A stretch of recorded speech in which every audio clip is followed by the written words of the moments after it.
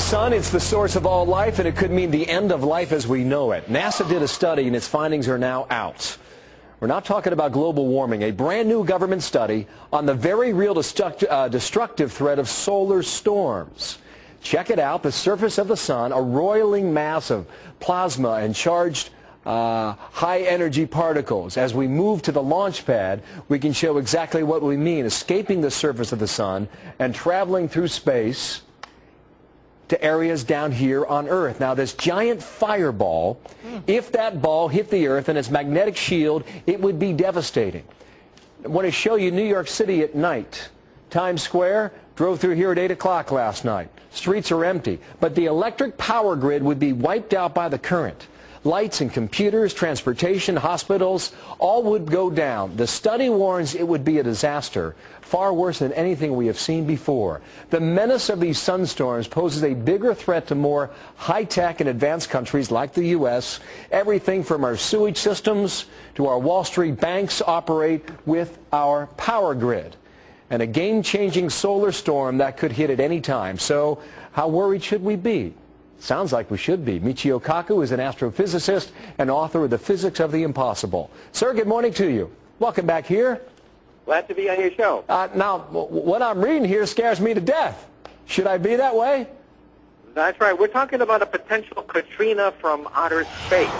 Katrina caused about $100 billion in property damage.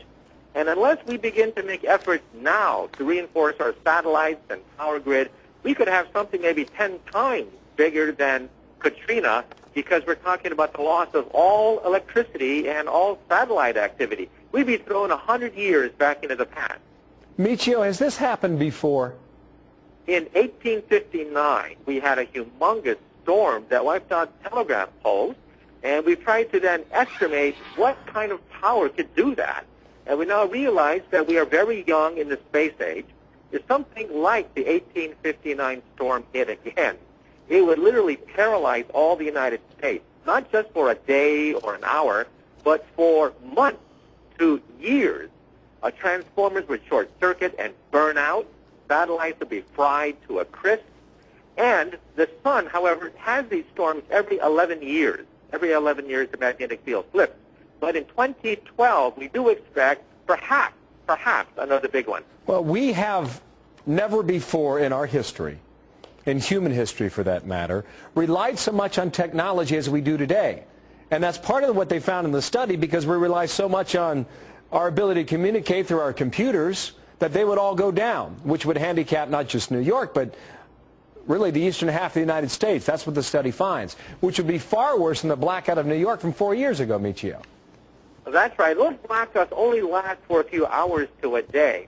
But if you start to short-circuit all the transformers and blow out the satellites and fry the communications grid, then you're talking about knocking out the United States for months before we can get enough rescue crews and repairmen to handle not just one city, but hundreds of cities around the United States. You know, Michio, sometimes you come on here and you sound like the doctor of doom and gloom. Does something like this keep you up at night? It does, and I think with Katrina, you know, engineers knew that Katrina could happen, but they did nothing because they said that it's not going to happen while I'm around. Well, now we learned the lesson. You have to prepare for things, especially when you know that at some point it's inevitable that we're going to have another big one, like we had back in 1859, except this time we're totally dependent on electricity. Michio, thank you. Hope to see you in person next time. We'll take you on the phone if we can. Michio Kaku, thank you for your time today. 1859. I mean, we're going back 150 years on that, Megan. Now he's wondering about 2012. Watch for this story. For 30 years, eFoods Global has been perfecting the process by which we make our food reserves. We start by using only the finest sun-ripened and fresh produce grown and harvested following the Good Agricultural Practices guidelines.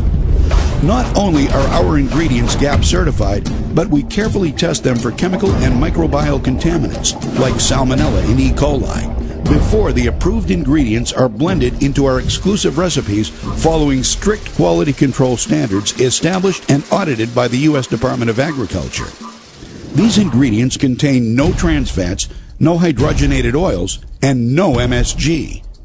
At eFoods Global, we do not freeze dry our food because the freeze drying process removes moisture and infuses chemicals into the food to prolong the shelf life.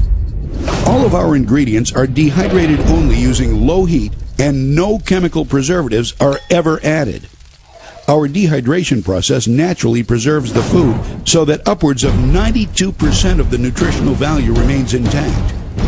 These quality ingredients are then packaged in moisture-resistant, light-resistant, proprietary assurance packaging that is flushed with carbon dioxide to prevent oxidation and guarantee longer shelf life and quality before sealing the package. Finally, we date stamp the outside of the package the day we prepare the food reserves, so you know you're getting fresh food reserves. eFoods Global Reserves, when properly stored, maintain their flavor and quality for up to 25 years. Now, I know what you're thinking. These can't possibly be the reserves. But these delicious meals are exactly what you get when you prepare your eFoods Global meals. And none of these meals require more than a pot of boiling water, the contents of a package, and 10 to 20 minutes. Pretty soon, you are going to select some of these delicious meals to try for yourself for free. That's a great opportunity. Let's talk about some other opportunities eFoods Global has to offer you.